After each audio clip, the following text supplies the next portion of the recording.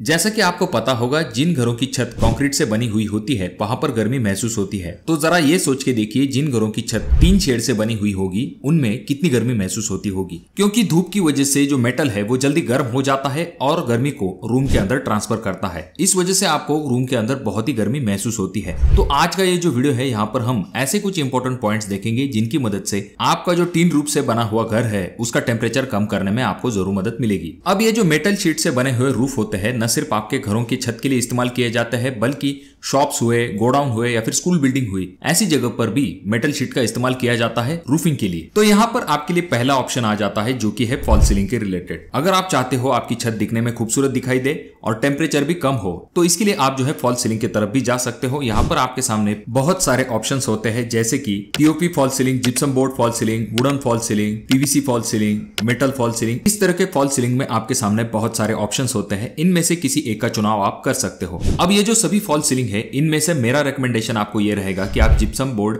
Fall ceiling की तरफ जा सकते हो। और रही बात पीवीसी फॉल सीलिंग की, तो मैं आपको उसका रिकमेंडेशन नहीं दूंगा क्योंकि उसके डिसएडवांटेज थोड़े से ज्यादा होते हैं। अब आप ये कहोगे कि भाई ये सब महंगे ऑप्शन है, कोई सस्ता ऑप्शन नहीं है क्या? तो यहाँ पर एकदम आधी कीमत में आपके सामने एक ऑप्शन आ जाता है फॉल सीलिंग का, जो कि है सीमेंटेड टाइल फॉल सीलिंग, जो कि आपको 2x2 के टाइल फॉर्मेट में अवेलेबल है। और इसका कॉस्ट डायरेक्टली जो पीवीसी फॉल सीलिंग हो या फिर जिप्सम फॉल सीलिंग हो उनसे डायरेक्टली आधा होता है। जैसा कि आप अगले वीडियो में देख रहे हो, इस तरह की फॉल सीलिंग आप अपने घरों के अंदर, शॉप हो या फिर गोडाउन हो, ऐसी जगह पर कर सकते हो। अगर कोई 10x10 की रूम है तो वहां पर इन शीट को लगवाने का खर्च आपको 4,500 रुपए तक आ सकता है और इससे आपका रूम जो है वो भी अच्छा दिखाई देने लगता है। अब यहाँ पर फिर भी कुछ लोगों के दिमाग में ये चल रहा होगा कि इससे भी कोई सस्ता ऑप्शन है या नहीं। तो जी हाँ, आपके सामने इससे भी एक सस्ता ऑप्शन आ जाता है फॉल सीलिंग में, जो कि लास्ट ऑप्शन आ जाता है, जो कि है थर्माकोल की फॉल सीलिंग। अब बेसिकली इसमें होता यही कि लोग थर्माकोल के शीट्स को लेते हैं और उन्हें मेटल शीट को नीचे से चिपका देते हैं। इसकी मदद से भी रूम का टेम्परेचर कम होने में मदद मिलती है। अब यहाँ पर पहला जो ऑप्शन था, यहाँ पर हमने सभी सीलिंग के ऑप्शन की तरफ देख लिया है।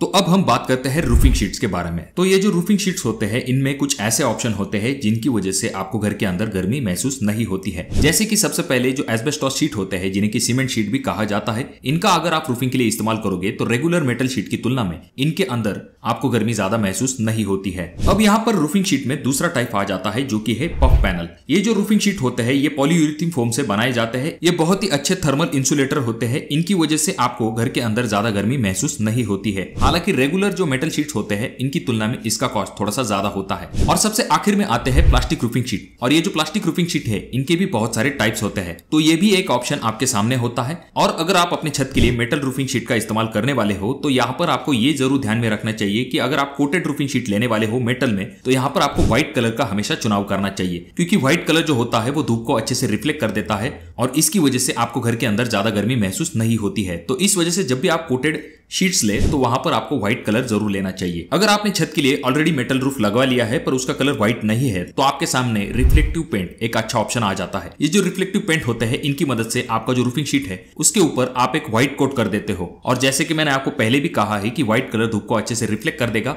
और आपको घर के अंदर ज्यादा गर्मी महसूस नहीं होगी। जैसा कि आप अगले वीडियो में देख रहे हो, इस तरह की व्हाइट कोटिंग आपको आपके रूफिंग शीट के ऊपर कर लेनी है, जिसकी वजह से आपका रूम का टेम्परेचर डेफिनेटली कम होने में मदद मिलेगी। ये जो व्हाइट कलर का ऑप्शन है, ये सबसे बढ़िया और सबसे कारगर माना जाता है टेम्परेचर को कम करने के लिए। नेक्स्ट पॉइंट आ जाता है, जो कि है वेंटिलेशन। अगर आप प्रॉपर तरीके से अपने घर के अंदर वेंटिलेशन को मेंटेन रखते हो, तो डेफिनेटली आपके घर के अंदर का टेम्परेचर कम होने में मदद मिलती है।